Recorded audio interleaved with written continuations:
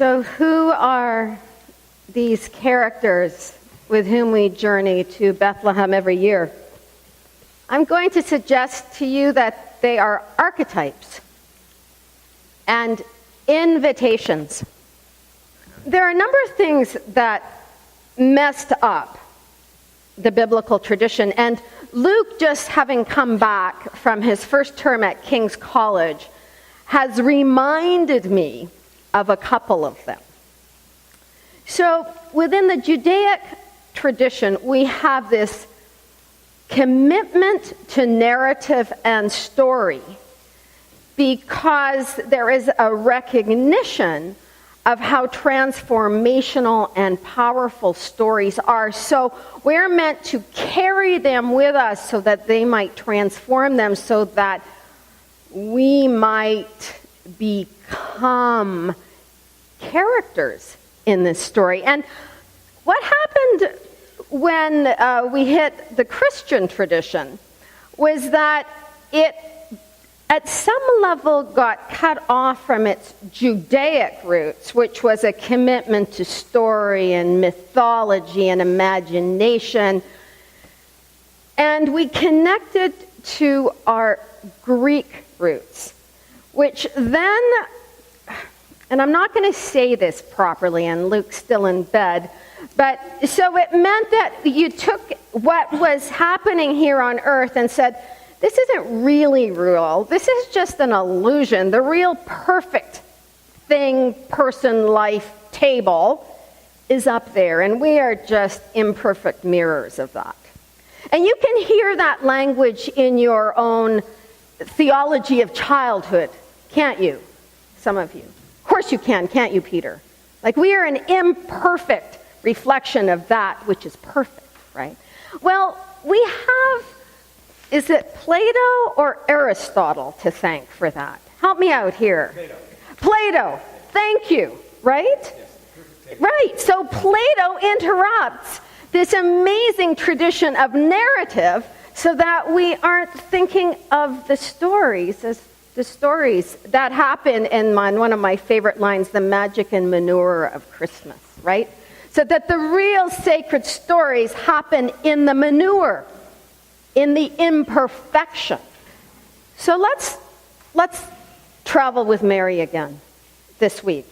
And let us not think of her as this Mary, Mother of God, what the tradition created, Holy Virgin, perfect, etc. That's what the church created. That's not the Jewish peasant girl who's in the story.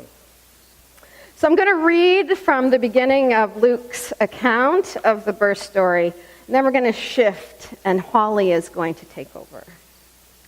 In the 6th month, the angel Gabriel was sent by God to a town in Galilee called Nazareth, to a young maid engaged to a man whose name was Joseph of the house of David, and her name was Mary. The angel came to her and said, "Greetings, favored one, for God is with you." But she was much perplexed by his words and pondered what sort of greeting this might be. The angel said, "Do not be afraid, Mary, for you have found favor with God, and now you will conceive in your womb and bear a son, and you will name him Jesus." Mary said to the angel, "How can this be, because I am a virgin?" The angel said to her, "The Holy Spirit will come upon you, and the power of the Most High will overshadow you. Therefore, the child to be born will be holy. He will be called the Son of God. And now your relative Elizabeth, in her old age, has also conceived a son. And this is the 6th month for her who was said to be barren. For nothing is impossible with God." Then Mary said, "Here I am, the servant of the Lord. Let it be with me according to your word." And then the angel departed from her. I shared with you in the Christmas newsletter that I had, quite by accident, come across the first Christmas newsletter that my dad wrote after he and my mother were married. Now, if I haven't already told you this about my dad, so when he left the home that he and my mother had shared, which was in a lot of places, but you understand, my mother had died, and he was leaving the home to start a new life, he did not take one thing with him. Not one. Boxes and boxes and boxes of paper is what he took with him. Letters that he had received since he was in university. Newsletters that he had written since he was in his early 20s. Sermons, 48 years worth of them. So that when we started to kind of mine these boxes, it was like, wow, some remarkable things. And this was a little box inside of a box inside of a box. He did that too. This was a blue box that had the word Vogue on the outside. And it was on a shelf that I was cleaning, and I thought, oh, what's in that box again? So I'm going to read to you, because this is a season when past and present collide, isn't it? Then I'm going to say a few words. So the timing looks like this. My dad showed up in New Zealand for his trip around the world, I think in about May. He and my mother had served on a Northern Reserve in Saskatchewan. She'd been there for a year. She'd gone back to New Zealand. They wrote for 3 years as friends and lovers of music, and then he bought this ticket to go around the world. And then when she was driving him from her hometown in Taihape to catch the ferry from Wellington to the South Island, he proposed. So then they had to turn around, come back. Her sister was getting married in June. So she found my dad a teaching position until they could be married on September 17th, 1960. This letter was written November 18th, 1960. 2 months, 1 day later. And I would have shown up by then. My grandmother wrote in my birth notice that she published in Taihape, born June 2nd, in brackets, premature. Do the math.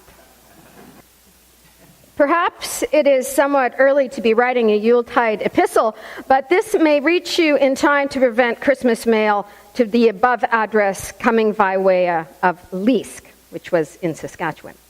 Yesterday, we arrived at the mission house of the Wayway-Sakapa Reserve, 6 miles west of the village of Rossburn. When poor roads are impassable, we are forced to travel 4 miles north to Highway 35, then turn east and follow the highway for another 8 miles to town. To report a more general location, we are about 225 miles west-northwest from Winnipeg. The reserve comprises 42 square miles, has a population of more than 500. There are 2 day schools some miles apart. Though we do not have running water in the manse, the oil furnace is a pleasant change from Mistawasis, where there was no automatic method of producing heat, except for using wood. The heating unit in the church basement, of course, is operated manually.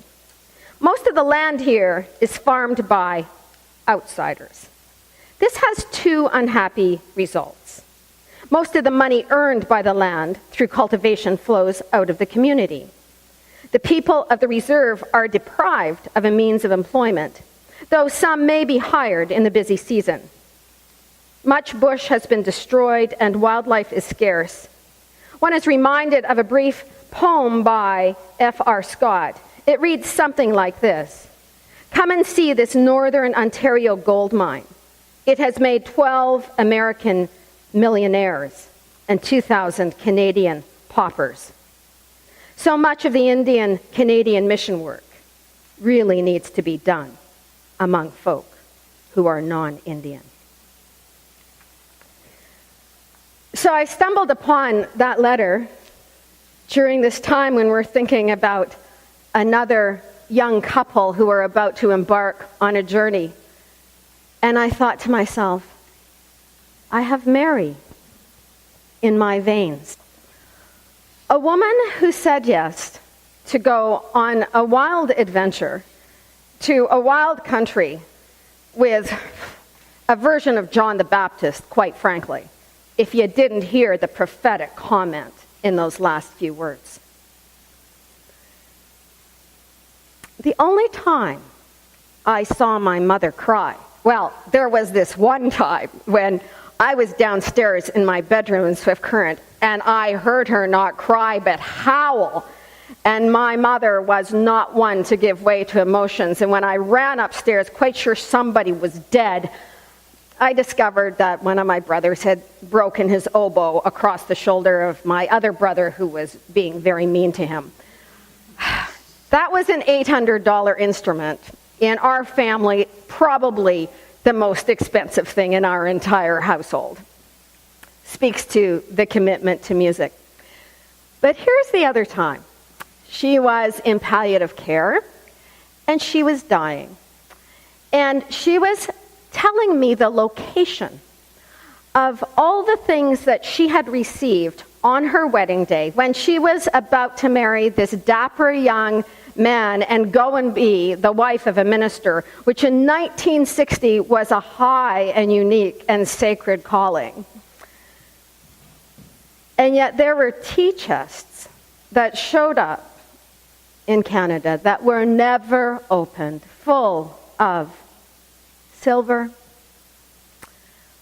linen, fine china. Never opened. Because that wasn't the journey that my mother said yes to. So I remember her telling me, she said, all right, under the stairwell, and she started telling me where all these boxes of valuables were. And then she said, oh, but none of you care because you're all Donovans. And it was interesting to me because at that moment, she just got a bit weepy. And it took me a long time to figure out what those tears were about. And I thought to myself, oh, over the years, when I think about the home that she left in Taihape, which was glorious, like golf and a job where she was the boss, and bridge and family, and landing in that reserve with no running water and those Manitoba winters. And there were times I thought, you know, I wonder if she just didn't know what she was saying yes to. And then I recall one of my mother's cousins saying, Lynn, your mother knew exactly what she was saying yes to. She'd been on a reserve for a year. And I think that she just felt like a few more seasons of white gloves wasn't going to work for her. So let's think about where this story of Mary points us. It is meant to be a threshold, but not to the sky. Jeanette Winterson writes, every time a woman gives birth, she is the fleeting tableau of the holiest of happenings, because every birth is a holy happening. So that daily life and devotional life are held together in this single image.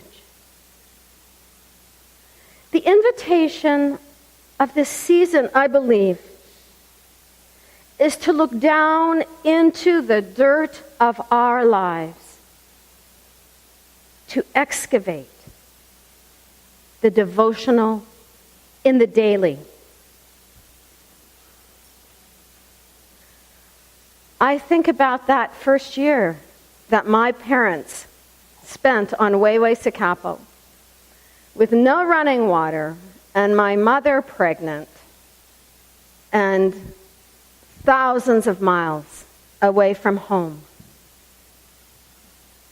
And it reminds me of the birth of so many of us around the world, and the invitation is for us to see in every one of these births, in our birth, the sacred story.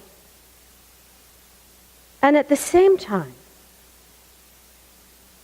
to recognize that Mary lives in all of our bones. And to recognize that the birth of a new story, a new community, is in our yes. We each have Mary in our bones, not the Virgin Madonna, the pure one, but the peasant girl who said yes to a holy adventure. Because is that not what life is? A holy adventure. So let me speak a bit to those who did not have the mothers they would have helped for. And I need to say at the same time that my mother was not perfect either. We need to recall that Jesus cautioned us in those words where he said, and if you remember these words, only a few words of Jesus, these are among the most important. Who is my mother and my brother and my sister? The ones who live out of this sacred vision. Jesus cautioned us on relying too heavily on genealogy for our identity, because then that locks us in, doesn't it? It locks us into a story that is abusive, or some of us get locked into winning the lottery. In this tradition, we get to choose our family. We get to choose who will be mother for us. And we also choose whom we will mother. We, as a circle of friends representing and seeking to live out of this ancient story, we choose to make room in our womb for those who need a safe place, a nourishing place, a place to belong. We choose to carry Mary in our veins. And that is why we proclaim that there is good news for the brokenhearted, good news for the abandoned ones, good news for the family that is no more. For it is in this place, in this circle of friends, this sanctuary of love, where we are born again.